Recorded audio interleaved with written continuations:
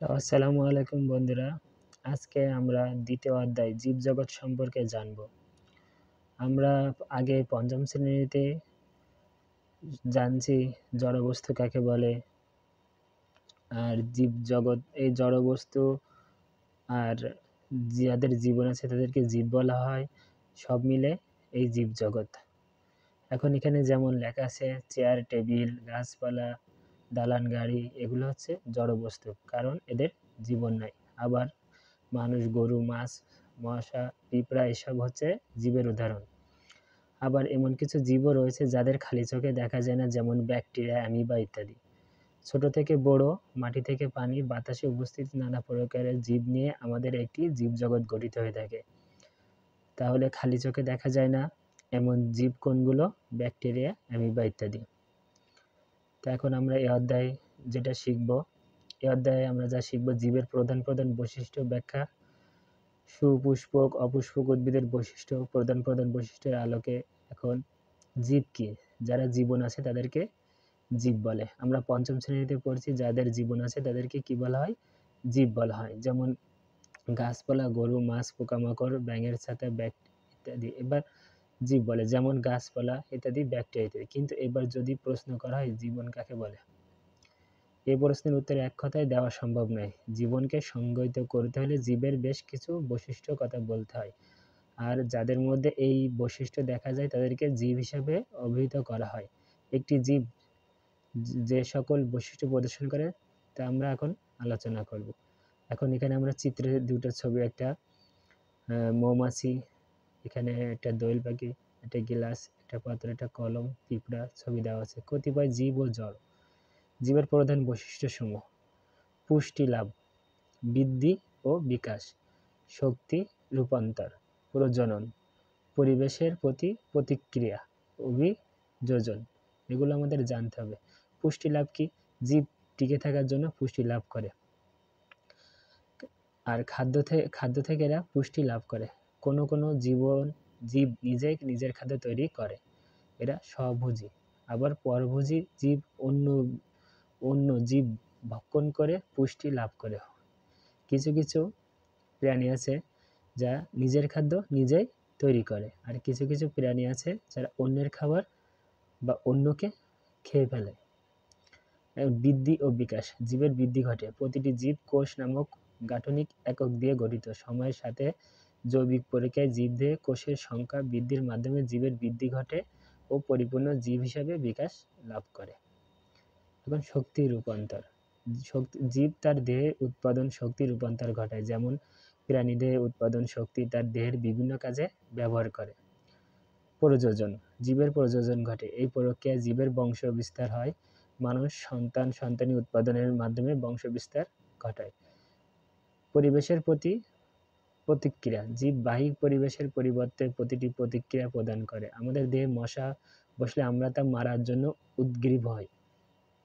অন্ধকার পরিবেশে জন্মানো গাছ আলোর সন্ধান পাওয়ার জন্য আলোর দিকে দ্রুত বৃদ্ধি পায়।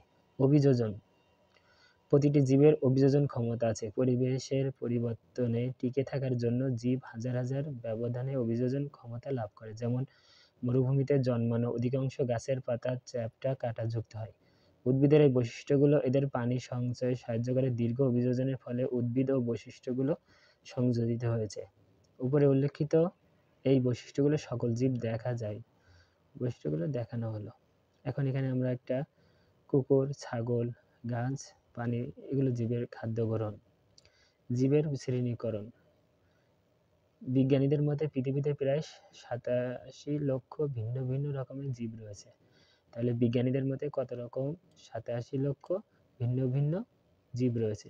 বৈচিত্র্যময় এই জীবগুলোকে সহজভাবে জানার জন্য বিজ্ঞানীগণ পৃথিবীর সমস্ত জীবকে তাদের বৈশিষ্ট্যের উপর ভিত্তি করে শ্রেণীবদ্ধ করা হয়েছে। তাহলে কত লক্ষ জীব আছে পৃথিবীতে? 87 লক্ষ। আর এগুলোকে চেনার জন্য একটা শ্রেণীভুক্ত করেছে, শ্রেণীবদ্ধ করার চেষ্টা করেছে। সেটা কত সালে? 1969 খ্রিস্টাব্দে বিজ্ঞানী হুইটেকার পঞ্চরাজ্য শ্রেণীবিন্যাস প্রবর্তন করেন। তাহলে কত সালে শ্রেণীবিন্যাস হয়? 1969 সালে। বিজ্ঞানীর নাম কি? হুইটেকার পঞ্চরাজ্য শ্রেণীবিন্যাস প্রবর্তন করেন। 1974 খ্রিস্টাব্দে বিজ্ঞানী মাগিওলিস উক্ত শ্রেণীবিন্যাসকে পুনর্বিন্যাস করে জীবজগতের আধুনিক শ্রেণীবিন্যাস প্রবর্তন করে। আধুনিক শ্রেণীবিন্যাস নিম্নরূপ: জীবজগৎ মূলত জীবজগৎ থেকে এখানে কি আছে আদিকোষ জীব, আর এখানে আছে প্রকৃতকোষী জীব।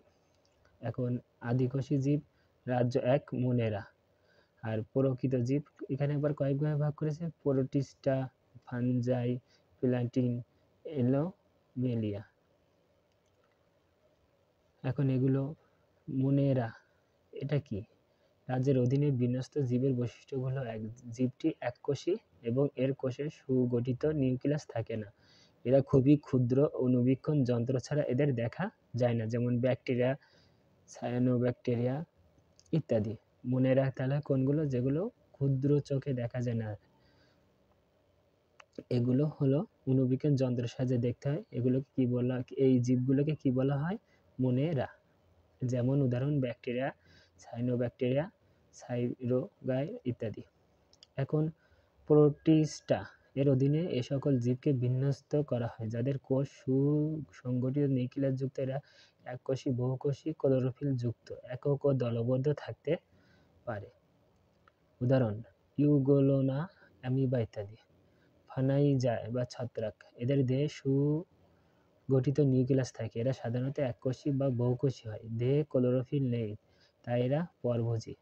উদাহরণ ইস্ট, পেনেলেসিয়া, মাশরুম ইত্যাদি। রাজ্য প্লাট, উদ্ভিদ জগৎ, অধিকাংশ উদ্ভিদ নিজেই নিজের খাদ্য প্রস্তুত করতে পারে।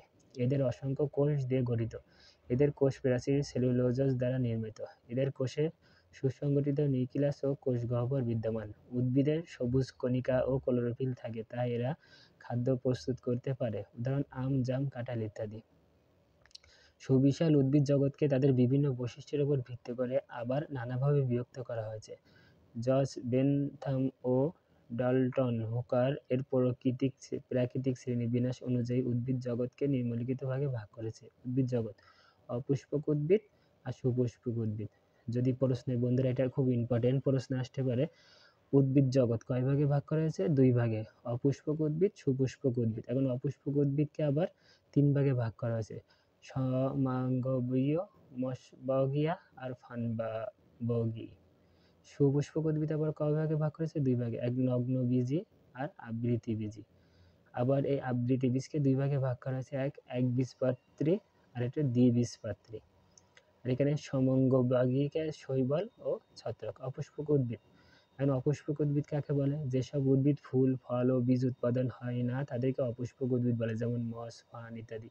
এরা স্পোরা রেণুর মাধ্যমে বংশবৃদ্ধি করে থাকে। অপুষ্পক উদ্ভিদকে 3 ভাগে ভাগ করা হয়েছে।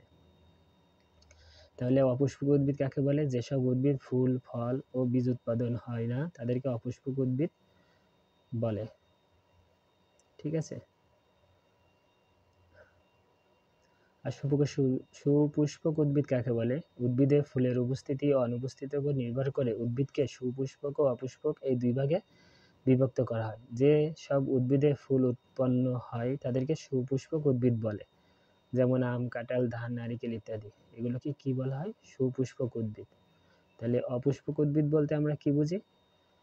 যেগুলো কোনো ফুল ফল হয় না সেগুলোকে অপুষ্পক উদ্ভিদ বলে। আর সুপুষ্পক উদ্ভিদ কাকে বলে? যেগুলো ফুল ফল হয় এগুলোকে সুপুষ্পক উদ্ভিদ বলা হয়। এটা ইম্পর্টেন্ট, এই উদ্ভিদ জগতের এই চ্যাপ্টারটা অনেক ইম্পর্টেন্ট। এখান থেকে প্রশ্ন তোমার আসবেই। উদ্ভিদ জগৎ তাহলে কয় ভাগে ভাগ করা হয়েছে? 2 ভাগে, এক অপুষ্পক উদ্ভিদ, এক সুপুষ্পক উদ্ভিদ।